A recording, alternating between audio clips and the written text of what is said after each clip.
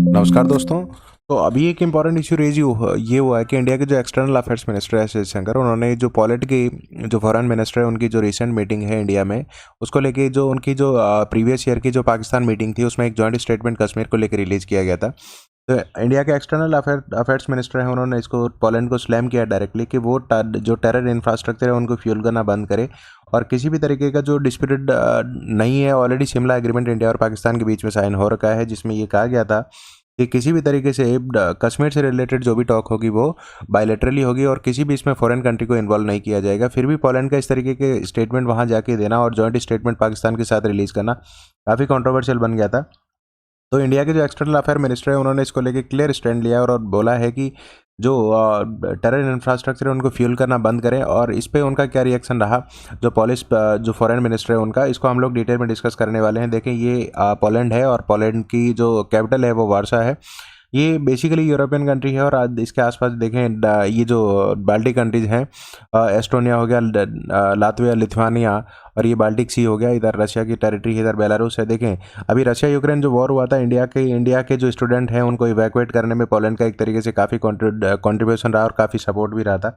Poland Hungary के root के through India ने इनको क्या किया था, यहाँ से इवैक्यूएट भी किया था। सो पोलैंड का एक तरीके से इंडिया से हिस्टोरिकल कॉपरेशन भी रहा है, और सेकेंड वर्ल्ड वॉर के टाइम भी इंडिया के जो कॉपरेशन था, यहाँ के जो एक महाराजा थे उनका क्या था, उनसे रिलेटेड डिस्कशन भी हम लोग इस आज के टॉपिक में करने वाले हैं। देखें, diplomatic स्पैट between India and Poland over foreign minister spare over Pakistan and Russia.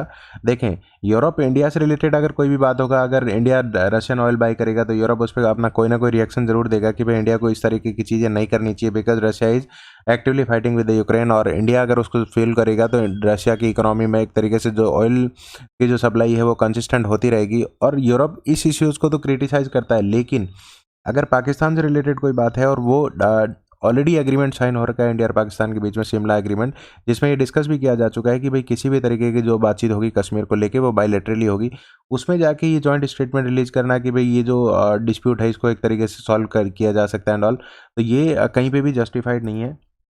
Issue क्या है, देखिए, इश्यू यहाँ के जो एक्सटर्नल अफेयर्स में इंडिया के एक्सटर्नल अफेयर्स मिनिस्टर है जयशंकर, उन्होंने जो पोलैंड के या पॉलिश जो डेप्यूटी प्राइम मिनिस्टर और फॉरेन मिनिस्टर हैं सिकोर्स्की, इनकी न्यू दिल्ली में अभी रिसेंटली यस्टरडे मीटिंग हुई थी।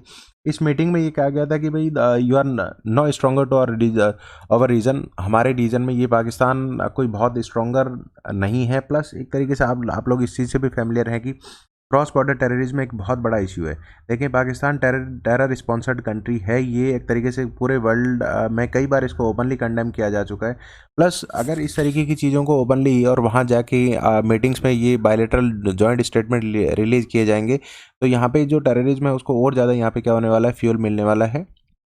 तो पोलैंड को इंडिया के एक्सटर्नल अफेयर्स मिनिस्टर ऐसा कहते हैं कि उनको इस टेररिज्म के लिए जीरो टॉलरेंस रखना चाहिए, zero tolerance for the terrorism, और इस टेररिस्ट इंफ्रास्ट्रक्चर को फ्यूल नहीं करने देना चाहिए, because it is our neighbourhood. और इंडिया और इंटरनेशनल अफेयर्स में ये it's a basic statement that we you cannot change your neighbour.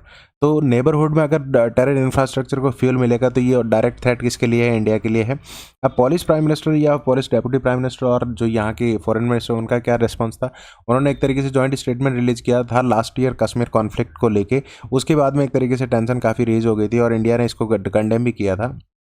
तो जो जो एक्सटर्नल अफेयर्स है उनका क्या स्टेटमेंट है, देखिए, उन्होंने क्लियरली बोला कि I completely agree with you, need to counter terrorism, transborder terrorism. उन्होंने कहा कि भाई ये जो ट्रांसबॉर्डर टेररिज्म है, जो अक्रॉस बॉर्डर एक तरीके से सिटीजन्स को ह्यूमन और इकोनॉमिक लॉस बेयर करता है, उसको हम लोग ओपनली कंडेम करते हैं। लेकिन उन्होंने और अपना ये रेफरेंस भी दिया कि लास्ट ईयर जो पॉलिश लाइन हुई थी उसको ब्लोन अप, मतलब उसको एक तरीके से ब्लास्ट करने में, उड़ाने में उनका भी टेरर जो हाइडआउट्स थे उनका भी काफ़ी बड़ा सपोर्ट रहा था। तो उन्होंने इसको ओपनली कंडेम किया था। लेकिन इंडिया का यहाँ पर कंसर्न यही निकल के आता है कि अगर पॉलिश प्राइम मिनिस्टर की या फिर पॉलिश की जो अथॉरिटी जो उनका पाकिस्तान का एक तरीके से ऑफिशियल क्या रहता है, समिट रहती है, तो उस समिट में वहाँ जाके इंडिया और पाकिस्तान के बीच में अगर कोई डिस्प्यूटेड जगह है तो उसको लेके अगर वहाँ पे स्टेटमेंट रिलीज करना, ये काफ़ी कंसर्निंग रहा था।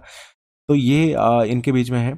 इंडिया ने ये भी कहा, देखिए, देखें कि इंडिया अगर रशिया से ऑयल बाई करता है तो यूनाइटेड स्टेट्स क्या करेगा, यूएसए इंडिया पे टैरिफ इम्पोज करता है। प्लस ईयू और यूरोपियन कंट्रीज भी इसको क्या करते हैं, लार्ज स्केल पे कंडेम करते हैं। बट अगर इंडिया के पास में कोई terror hide out terror sponsored country है और वो टेरर को ओपनली क्या करता है, प्रमोट करता है, टेररिज्म को ओपनली सपोर्ट करता है, और वहाँ पर जाके आप लोग उसको सपोर्ट करते रहेंगे तो ये टेरर इंफ्रास्ट्रक्चर को फ्यूल मिलता रहेगा। तो ये बेसिकली ये अनफेयर और सेलेक्टिव टारगेटिंग है इंडिया की।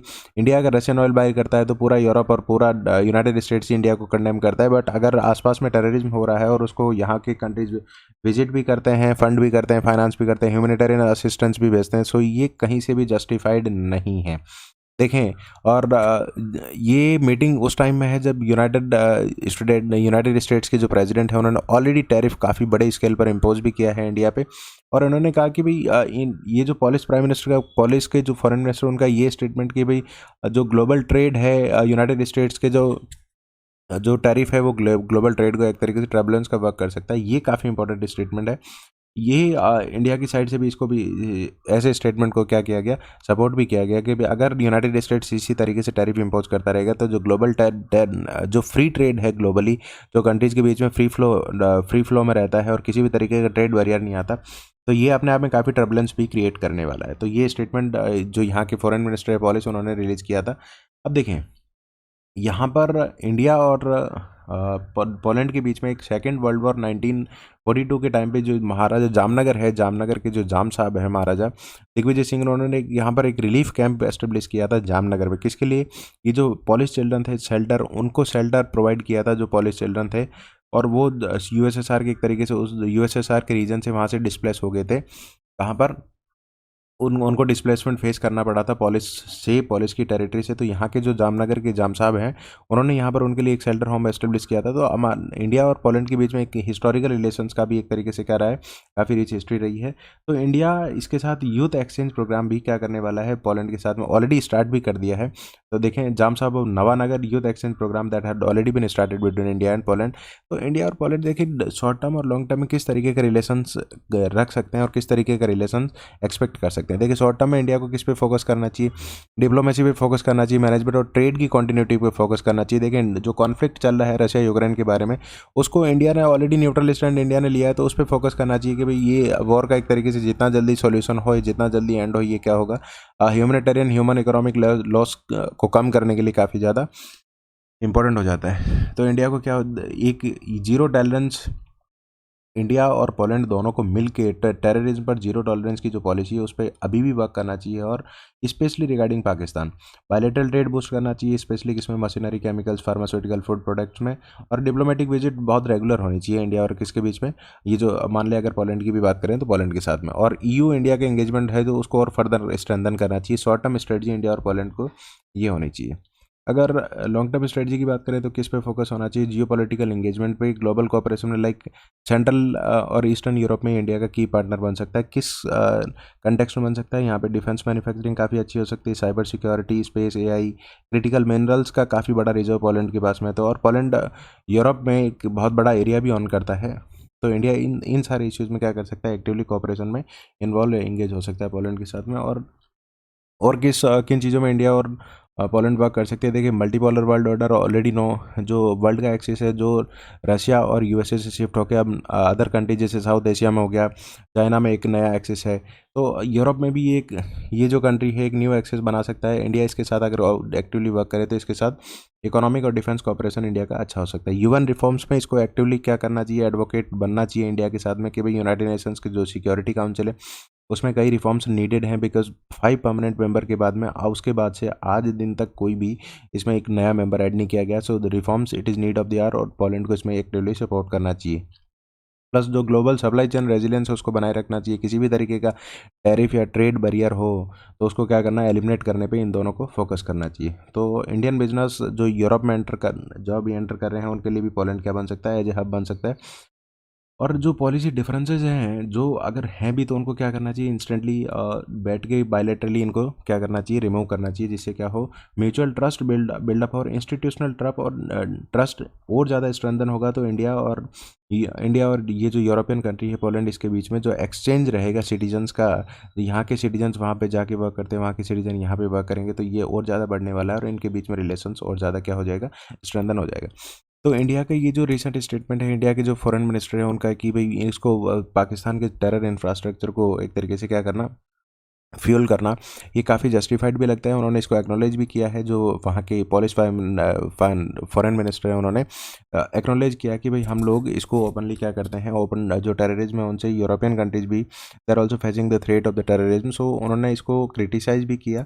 तो फर्दर भी पोलैंड के साथ इंडिया को रिलेशंस कंटिन्यू और ज़्यादा स्ट्रेंथन करने चाहिए, बिकॉज यूरोप में ये काफ़ी बड़ी टेरिटरी ऑन करता है, और यहाँ पर इसके पास मिनरल्स, क्रिटिकल मिनरल्स काफ़ी काफ़ी बहुत बहुत बड़ा रिजर्व है। प्लस यूनाइटेड स्टेट्स के टैरिफ को जो इश्यू है उसमें भी ये क्या कर सकता है, काफ़ी बड़े लेवल पर इंडिया काउंटर करने में इंडिया को ये क्या कर सकता है, सपोर्ट कर सकता है। तो आप लोग इसके बारे में क्या सोचते हैं? Do let me know and do subscribe Bharat civil affairs. ऐसे इश्यूज़ को हम लोग डेली बेसिस पे डिस्कस करते रहते हैं। प्लस ऐसे ही इश्यूज जो काफ़ी नोटेबल है उनसे रिलेटेड डिटेल डिस्कशन इस चैनल पे होता है। So thank you for watching.